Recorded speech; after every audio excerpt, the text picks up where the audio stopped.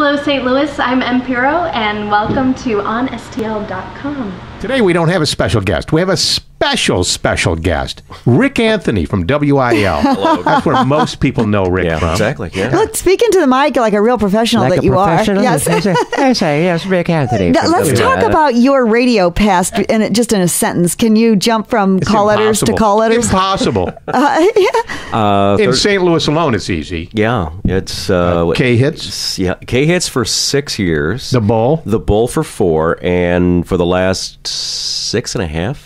It seems at least like 20 or 30 years. Yeah, WIL. How about that? You dominate the weekends over at WIL. Now, most people don't know this. Also, of course, Rik is with On STL, and he's usually in that back room back there. Back there. Right, Back there, and we never see engineering. him. I know. And you have a license plate that says, I'm a DJ. So that's how you can recognize. You know, the strange thing is my mom saw that license plate, and it says, "What's Imadaj?" I said, "Mom, what do I do for a living?" She says, "You're on the radio." You've had it that long. Yeah. Amazing. I've had it forever. And you wanted to be a disc jockey since you were like a baby, really. Knee-high to a grasshopper. Yeah. There is a famous shot, you can find it on Facebook, of Rik Anthony when he was like 2 years old. Sitting on a potty chair.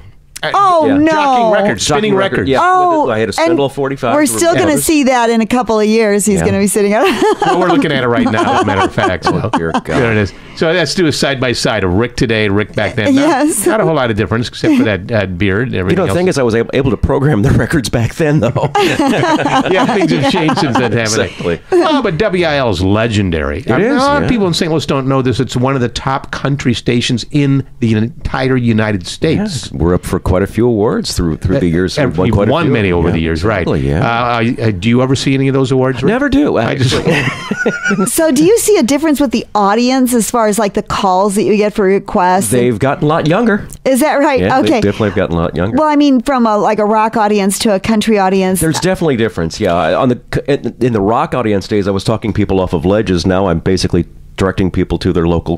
what is the most bizarre phone call you ever received while you were on here? The one I thought was the most funny was the guy that called up and I said, "Hey man, do you do requests?" And I said, "Sure, I do requests." He goes, I said, "What song you want to hear?" He goes, "Oh, anything." I said, something, I got it coming up next. He goes, "Thanks, man." This goes out to him. Yeah. My favorite was a guy calling from a funeral parlor. Oh yeah, It was his mom's funeral. Oh no! And he called to request some Led Zeppelin at his mother's funeral. Oh my! I had a similar and he didn't want Stairway to Heaven. He didn't even ask for that. I had a similar Something's messed situation up. like that. The jock that was on ahead of me left at 3:00, and someone called at 4:30 and said, "Hey man, you gonna get to our request?" I said, "Well, what song was that?" He said, "Well, we want to hear this." I think it was Brad Paisley's "When I Get Where I'm Going," which is a song about death and grieving and such. And he said, "Well, we've been waiting to load the casket for 2 hours." Oh no! Oh wow! Did you have it coming up? No, I didn't. I I said, "It's on its way." No, actually, I basically told him the situation, and he was, it's like, okay. Oh goodness, because country lyrics country songs have lyrics more so than rock songs. Exactly.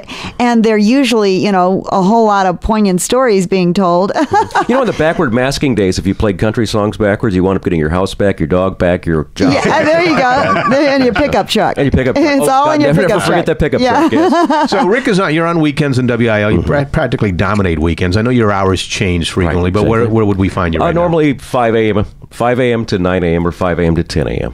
Saturday and Sunday, yes. Yeah, wow. Yeah, because I know on like New Year's Eve you like to do that midnight to 6 thing. Yeah, I did that for about 16 straight years. Yeah. You would kind of miss that if you retire, if you ever retire. I mean, I don't know. Do you see that as something that would ever happen? Someday, it's I've been at this for 36 years. Yes, so, and as you can tell and by my people gray recognize hair. your voice sometimes when you call. Yeah, from time to time. Yeah. Usually it's in like the Goodwill. It's like, oh, yes. Yeah, DJ shop at Goodwill too. Yes. And that's when they give you a request at that point too. Well, not just this. People usually ask me for concert tickets on the spot. And of course. Like, well, I'll do what I can. But, usually it's like, hey man, what's the name of that song? It's the guy sings that song with that girl. Oh yeah, there you go. The guy sings with song. the lyrics. I always have an answer and for the that. pickup truck. Yeah. Exactly. Rik, thank you for taking a few minutes to join us right here instead of back over there where you normally are. Today we're sponsored by the Medler Law Firm.